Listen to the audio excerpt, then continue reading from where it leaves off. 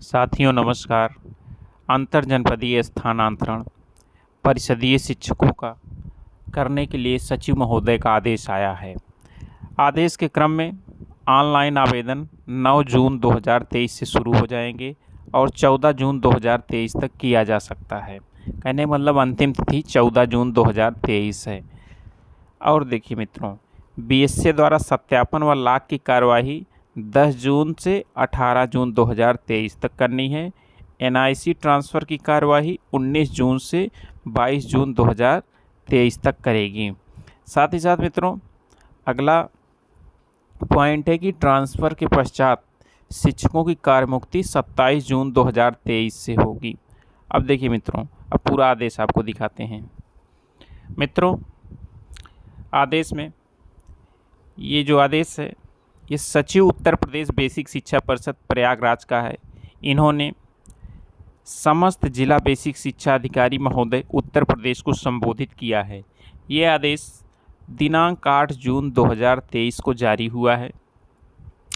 Basic शिक्षा परिषद के अधीन संचालित विद्यालयों में कार्यरत शिक्षक एवं शिक्षिका के अंतर जनपदीय स्थानांतरण के संबंध में है। मित्रों, अब देखिए इसमें पहला नियम क्या है।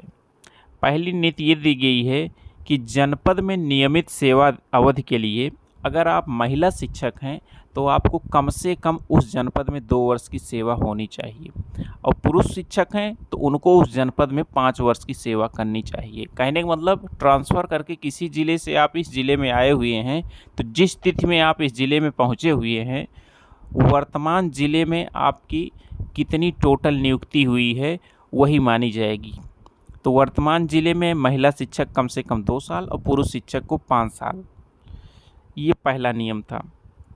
साफ साफ इन्होंने लिखा कि सेवा अवधि की गणना कार्यरत जनपद के दिनांक से की जाएगी। दूसरा है कि माननीय न्यायालय के आदेश के क्रम में बाध्यता है तो केवल ऐसी शिक्षिका जो कि शादी के पूर्व और असाध्य व गंभीर रोग से पीड़ित शिक्षक शिक्षिका, गंभीर रूप से पीड़ित शिक्षक शिक्षिका स्वयं यह हो या पति पत्नी हो या ऐसा पुत्र हो जो अविवाहित हो, जिनके द्वारा पूर्व में स्थानांतरण का लाभ लिया गया है वही दूसरी बार स्थानांतरण के लिए अर्ह होंगे। ये ऊपर जो दिया गया है बाध्यता के क्रम, शादी के पूर्व उन्होंने लाभ लिया है, दूसरा असाध्य व गंभीर रूप से पीड़ित स्वयं हैं या उनके पति पत्नी हैं या अविवाहित बच्चे हैं। तीसरा क्या है, तीसरा है कि माननीय उच्च न्यायालय के आदेश के क्रम में ये 5/7/2021 के आदेश में अनुपालन की बाध्यता के दृष्टिगत शिक्षक शिक्षिका का अंतर जनपदीय स्थानांतरण के लिए 1 से अधिक बार आवेदन किया जा सकता। आवेदन वो 1 से अधिक बार कर सकते हैं, लेकिन आवेदन स्थानांतरण का अधिकार नहीं माना जाएगा कि आप आवेदन कर दिए तो आपका स्थानांतरण हो ही जाए, ये ज़रूरी नहीं है। चौथे नंबर का नीति है कि जनपद में जितने भी स्वीकृत पद हैं उनकी तिथि क्या है, 30 अप्रैल 2023 तक जितने भी स्वीकृत पद थे स्वीकृत पद के सापेक्ष केवल 10% अधिकतम सीमा तक स्थानांतरण किए जाएंगे। किसी जनपद से स्थानांतरित होकर आने वाले और जाने वाले शिक्षक शिक्षिकाओं की अधिकतम सीमा 10% ही होगी। ठीक है, जितने स्वीकृत पद थे उसका अधिकतम 10% तक ही स्थानांतरण किया जा सकता है। देखिए 5वें नंबर पे क्या है मित्रों, अंतर जनपदीय स्थानांतरण ग्रामीण सेवा संवर्ग से ग्रामीण सेवा संवर्ग में और नगरीय सेवा संवर्ग से नगरीय सेवा संवर्ग में स्थानांतरण किया जाएगा। कहने का मतलब अगर आप ग्रामीण सेवा संवर्ग में पूर्व जनपद में नियुक्त थे तो जिस जनपद में स्थानांतरण लेना चाहते हैं वहाँ भी आप ग्रामीण में ही जाएंगे, नगरीय में नहीं जाएंगे। पूर्व जनपद में अगर नगरीय में थे तो स्थानांतरित जनपद में आप ग्रामीण नहीं जाएंगे, मतलब ग्रामीण से ग्रामीण और नगरीय से नगरीय होगा। देखिए 6वां नंबर है अंतर जनपदीय स्थानांतरण प्रक्रिया में शिक्षक शिक्षिकाओं द्वारा ज़्यादा से ज़्यादा 7 जनपद का विकल्प दिया जा सकता है और कम से कम 1 जनपद। ये हो गया मित्रों। 7वें नंबर पे है चिकित्सा स्वास्थ्य एवं परिवार कल्याण विभाग, चिकित्सा अनुभाग 6, इनके आदेश के तहत अगर कोई वर्णित रोग से शिक्षक शिक्षिका स्वयं अथवा पति पत्नी एवं अविवाहित पुत्र पुत्री के ग्रसित होने पर ही लाभ का देय होगा। देखिए ये आदेश है, इस आदेश के क्रम में अगर आपको कोई रोग हुआ है या आपके पति पत्नी को हुआ है या बच्चे को हुआ है, स्वयं को, पति पत्नी को या बच्चे को रोग हुआ है, तभी मान्य होगा मित्रों। 8वां नंबर है असाध्य एवं गंभीर रोग में अखिल भारतीय आयुर्वेदिक संस्थान, संजय गांधी आयुर्वेदिक संस्थान Lucknow, SGPGI Saifai, king George medical college KGMC एवं इसी के समकक्ष समान सरकारी घोषित चिकित्सा विश्वविद्यालय संस्थान और PGHS निजी चिकित्सालय जो कि राष्ट्रीय प्रत्यानयन बोर्ड अर्थात national accreditation board for hospitals द्वारा मान्य हो, वहाँ से उपचार चल रहा हो या उपचार कराया गया हो, तो इन्हीं के द्वारा जो निर्गत चिकित्सा प्रमाण पत्र अर्थात मेडिकल, जो कि आपके चिकित्सालय के चिकित्सा अधिकारी द्वारा हस्ताक्षरित किया गया हो और चिकित्सालय के चिकित्सा अधीक्षक द्वारा प्रति हस्ताक्षरित हो एवं कार्यरत जनपद के मुख्य चिकित्सा अधिकारी अर्थात चीफ मेडिकल ऑफिसर CMO द्वारा प्रति हस्ताक्षरित हो, तभी जो है आपको मेडिकल का लाभ मिलेगा असाध्य रोग से पीड़ित आदि। देखिए 9वें नंबर पे क्या बात है कि ऑनलाइन आवेदन पत्रों का सत्यापन जनपद स्तर पर जनपद स्तरीय समिति के द्वारा किया जाएगा। और देखिए अब 10वें नंबर पे नीति क्या दी गई है, वरीयता निर्धारण के लिए क्या क्या देय अंक हैं ये बताया गया। देखिए सेवा के प्रत्येक पूरे साल के लिए 1 अंक, 1 साल की सेवा किए हैं तो 1 अंक मिलेगा, लेकिन ज़्यादा से ज़्यादा 15 अंक, 15 साल की सेवा पे 15 अंक, अगर 15 साल से ज़्यादा की आप सेवा करेंगे तब भी 15 अंक ही मिलेगा। दूसरा है दिव्यांग अध्यापक या अध्यापिका स्वयं या पत्नी पति साथ साथ अविवाहित पुत्र और पुत्री के लिए भी है, ठीक है, तो इसके लिए 10 अंक है, दिव्यांगों के लिए 10 अंक है। तीसरा असाध्य एवं गंभीर रोग से ग्रसित अध्यापक अध्यापिका स्वयं या अविवाहित पुत्र पुत्री या पति पत्नी, इसके लिए 20 अंक है। तो देखिए मित्रों अंकों का निर्धारण हो गया।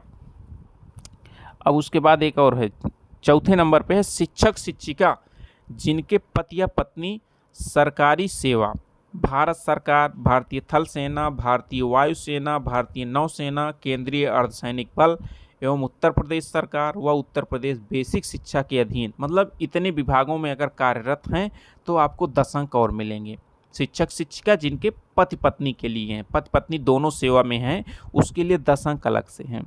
एकल अभिभावक अर्थात पुत्र पुत्रियों का अकेले पालन करने वाले शिक्षक शिक्षिका, अर्थात आपकी पति या पत्नी का अगर देहांत हो गया है तो उसके लिए आपको 10 अंक अलग से मिलेगा। महिला शिक्षिका हैं तो 10 अंक अलग से मिलेगा। अगर राष्ट्रीय पुरस्कार प्राप्त अध्यापक अध्यापिका हैं तो आपको 5 अंक मिलेगा। राज्य पुरस्कार प्राप्त अध्यापक अध्यापिका हैं तो 3 अंक मिलेगा। 11वें नंबर पे क्या बताया गया कि शिक्षक एवं शिक्षिका के अंक समान होने पर नियुक्ति तिथि में जो वरिष्ठतम होगा, अर्थात जिसकी नियुक्ति पहले हुई होगी वो वरिष्ठ माना जाएगा। और साथ ही साथ अगर नियुक्ति तिथि में समानता हो गई है तो अधिक आयु वाले शिक्षक शिक्षिका को अंतर जनपदीय स्थानांतरण का लाभ दिया जाएगा। ठीक है मित्रों, कहने का मतलब जिनकी नियुक्ति पहले हुई है उनको वरीयता दी जाएगी। अगर नियुक्ति में भी समानता आ गई है तो उम्र में अधिकता वाले को वरीयता दिया जाएगा। 12वें नंबर पे समय सारणी दी गई है। शिक्षक शिक्षिका द्वारा राष्ट्रीय सूचना विज्ञान केंद्र द्वारा विकसित पोर्टल पर आवेदन करने की तिथि 9 से 14 जून 2023 के मध्य रात्रि। जिला बेसिक शिक्षा अधिकारी अभिलेखों का सत्यापन और डेटा लॉक 10 जून से 18 जून 2023 तक करेंगे। राष्ट्रीय सूचना विज्ञान केंद्र द्वारा स्थानांतरण की कार्यवाही आपकी 19 जून से 22 जून 2023 तक चलेगी। और शिक्षक शिक्षिका को स्थानांतरण के पश्चात कार्यमुक्त किया जाना कब है? 27 जून 2023 से शिक्षक शिक्षिकाओं को कार्यमुक्त करना शुरू हो जाएगा। 13वां नंबर देखिए, अंतर जनपदीय स्थानांतरण की समस्त कार्यवाही किस पोर्टल पर होगी? ये होगी इंटर डिस्ट्रिक्ट transfer.upstc.gov.in के माध्यम से संपादित की जाएगी। और मित्रों रिक्तियों की सूचना, संवर्ग एवं पदवार आदि चीज़ें भी पोर्टल पर प्रदर्शित की जाएंगी। अंतरजनपदीय स्थानांतरण प्रक्रिया में ऑनलाइन आवेदन पत्र में ज़्यादा से ज़्यादा 7 जनपदों का विकल्प देना होगा, एक जनपद का विकल्प देना अनिवार्य होगा। यहाँ ध्यान देने वाली बहुत ही आवश्यक बात है मित्रों, अगर आपने केवल एक जनपद का विकल्प दिया है, क्योंकि न्यूनतम एक जनपद का विकल्प दे सकते हैं, ज़्यादा से ज़्यादा 7 जनपद का, आपको बहुत ध्यान रखना होगा कि उस जनपद में पर्याप्त सीटें होनी चाहिए या पर्याप्त स्वीकृत पद होने चाहिए जो कि इस समय बचे हुए हों। अगर आपने केवल एक जनपद का विकल्प दिया है और उस जनपद में पर्याप्त पद नहीं मिलेंगे तो आपका स्थानांतरण नहीं किया जाएगा। स्थानांतरण तभी होगा जब आपके द्वारा वरीयता क्रम में दिए गए जनपदों में पर्याप्त सीटें होगी। ये हो गया मित्रों। और आवेदन केवल ऑनलाइन आवेदन करना ही स्थानांतरण का अधिकार नहीं माना जाएगा।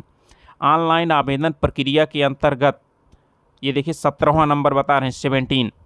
ऑनलाइन आवेदन प्रक्रिया के अंतर्गत पोर्टल पर आवेदन के लिए शिक्षक एवं शिक्षिका को मानव संपदा पोर्टल पर जो भी उनका मोबाइल नंबर है, साथ ही साथ मानव संपदा की आईडी से लॉगिन करना होगा।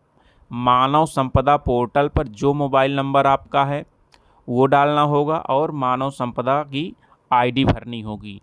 लॉगिन करते ही मानव संपदा पोर्टल पर अंकित विवरण प्रदर्शित हो जाएगा। ठीक है मित्रों, मानव संपदा पे आपका जो मोबाइल दर्ज है ध्यान रखना है, मानव संपदा की आईडी का ध्यान रखना है। देखिए 18वां नंबर है, अंतरजनपदीय स्थानांतरण हेतु केवल ऑनलाइन आवेदन, ठीक है, केवल ऑनलाइन आवेदन स्वीकार किए जाएंगे, ऑफलाइन आवेदन स्वीकार नहीं है। अर्थात मैनुअल आवेदन पत्र, रजिस्टर्ड स्पीड पोस्ट, कोरियर, दस्ती आदि स्वीकार नहीं किए जाएंगे। 19वां नंबर है, निर्धारित प्रक्रिया के अनुसार आवेदन पूर्ण करते ही या सबमिट करने के उपरांत ही पूर्ण माना जाएगा। आप सबमिट कर दिए तो आपका आवेदन पूर्ण माना जाएगा, अन्यथा की स्थिति में आवेदन निरस्त माना जाएगा। जब तक सबमिट नहीं करेंगे आवेदन पूर्ण नहीं माना जाएगा। आवेदन पत्र में शिक्षक शिक्षिका द्वारा की गई किसी त्रुटि या गलत आवेदन के लिए, आपने कोई भी गलत जानकारी दी है तो उसके लिए स्वयं जिम्मेवार होंगे। तथा अंतिम रूप से सबमिट किए गए आवेदन पत्र में किसी भी प्रकार का संशोधन अनुमन्य नहीं होगा। अब देखिए 20वें नंबर पे क्या है मित्रों, 20वें नंबर पे लिखा गया है, आवेदन के समय आवेदक द्वारा अपना पूर्ण विवरण ऑनलाइन आवेदन पत्र में भरा जाएगा तथा फोटो एवं हस्ताक्षर निर्दिष्ट स्थान पर करके अपलोड किया जाएगा। फोटो और आवेदन आपके फोटो और हस्ताक्षर दोनों अपलोड किए जाएंगे। आवेदन पत्र में आवेदक द्वारा भरे गए मोबाइल नंबर पर SMS on time password OTP भेजा जाएगा। वो मोबाइल नंबर आपके साथ रहना आवश्यक है जब भी आप आवेदन करें, क्योंकि OTP बिना भरे आपका आवेदन पूर्ण नहीं माना जाएगा। उसके बाद आवेदन जब आपका पूर्ण हो जाए तो उसका प्रिंट आउट ले लेना है। प्रिंट आउट को आपको सुरक्षित रखना है। 21वां नंबर है, जिला बेसिक शिक्षा अधिकारी द्वारा समय सारणी के अनुसार सत्यापन एवं डाटा लॉक की कार्यवाही की जाएगी। ठीक है, जिला बेसिक शिक्षा अधिकारी जो भी निर्धारित समय सारणी दी गई है उसके अनुसार सत्यापन करेंगे और डाटा को लॉक करेंगे। सत्यापन की कार्यवाही मानव संपदा पोर्टल पर उपलब्ध डाटा के अनुसार की जाएगी। इसीलिए कहा गया था मित्रों कि मानव संपदा पोर्टल पर आपकी जो भी जानकारी है सही होनी चाहिए। परंतु और एक बात का ध्यान देना है, ऐसे शिक्षक शिक्षिका जिनके द्वारा वरीयता निर्धारण के लिए देय अंक क्रम संख्या 2, 3, 4, 5, 6, 7, 8 में अनुमन्य लाभ को प्राप्त किया जा रहा है के अभिलेखों के सत्यापन की कार्यवाही भी प्रत्येक दशा में भी, अर्थात जो आप लाभ ले रहे हैं तब भी सत्यापन की कार्यवाही समयानुसार ही किया जाना है। सत्यापन की कार्यवाही समानांतर रूप से आवेदन प्राप्त किए जाने के दिनांक के साथ साथ की जाएगी। आवेदन आपका प्राप्त होता जाएगा और उधर बेसिक शिक्षा अधिकारी कार्यालय में सत्यापन का कार्य चलता रहेगा। 22वां नंबर, शिक्षक शिक्षिकाओं द्वारा दिए गए उपलब्ध कराए गए अभिलेखों के सत्यापन में अभिलेख फर्जी या कूट रचित अगर पाया जाता, आपका अभिलेख अगर फर्जी पाया जाता है तो उस संबंधित अध्यापक के विरुद्ध नियमानुसार कार्यवाही भी की जाएगी। 23वां नंबर, उत्तर प्रदेश बेसिक शिक्षा परिषद के नियंत्रणाधीन संचालित विद्यालयों में शैक्षिक सत्र 2023-24 के लिए अंतरजनपदीय स्थानांतरण की कार्यवाही निर्धारित प्रक्रिया के अनुसार पारदर्शी रूप से सुनिश्चित की जाएगी। किसी भी स्तर पर अगर अनियमितता पाई जाती है तो जिला बेसिक शिक्षा अधिकारी अर्थात बीएसए महोदय जिम्मेदार होंगे, उनकी पूर्णतया उत्तरदायित्व माना जाएगा। 24वां नंबर, अंतरजनपदीय पारस्परिक स्थानांतरण का पोर्टल खोले जाने के संबंध में निर्देश पृथक से दिए जाएंगे। तो ठीक है मित्रों, इतना आदेश था। फॉर्म भरते समय बहुत आपको ध्यान रखना है कि कोई भी जानकारी गलत मत भरिएगा, क्योंकि आप जो भी जानकारी भरेंगे उसी जानकारी के अनुसार आपका सत्यापन किया जाएगा। सत्यापन में कोई त्रुटि अगर होती है तो आपका आवेदन निरस्त हो सकता है। ठीक है मित्रों, धन्यवाद, नमस्कार।